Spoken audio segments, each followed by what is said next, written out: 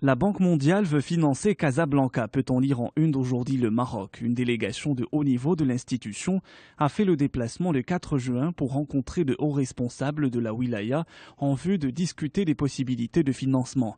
La Banque mondiale s'intéresse de près aux services publics de base et à la restructuration des quartiers sous-équipés faisant partie du plan d'urgence.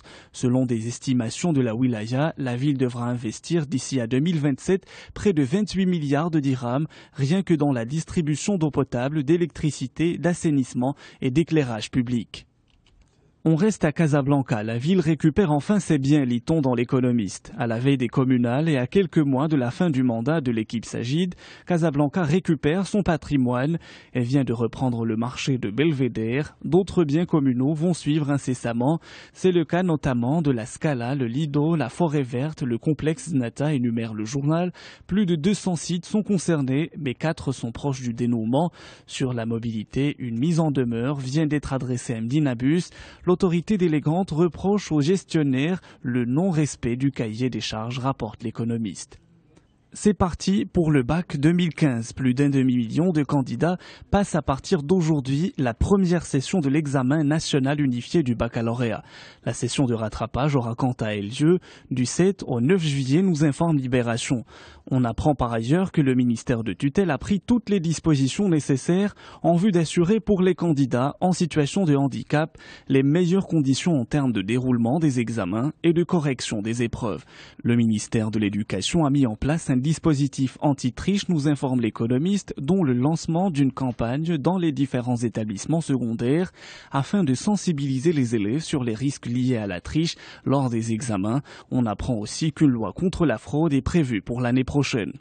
La presse algérienne fait elle aussi sa une sur les épreuves du baccalauréat. La ministre de l'Éducation, Nouria Benrabrit, rate son bac titre Liberté.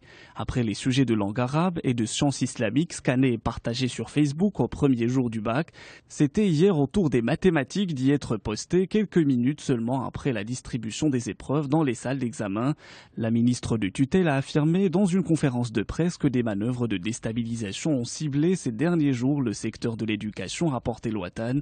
Ces manœuvres se sont traduites entre autres par la diffusion de faux sujets du bac, suivie d'une polémique sur fraude généralisée. Selon elle, il n'y a aucune fuite des sujets du bac. Le Soir d'Algérie souligne que la ministre pourrait être visée par un complot. Les opposants ont saisi une erreur dans l'épreuve d'arabe du baccalauréat, attribuant à Mahmoud Darwish un poème de Nizar Qabbani pour crier à la négligence, à l'incompétence et pire encore, à la dérive d'un secteur mis entre les mains d'une femme qui plus est ne maîtrisant pas la langue arabe, rapporte le quotidien. La presse française titre sur les élections en Turquie. Après le recul de son parti l'AKP aux législatives de dimanche, le président islamo-conservateur turc voit ses rêves de régime présidentiel s'éloigner, écrit Libération.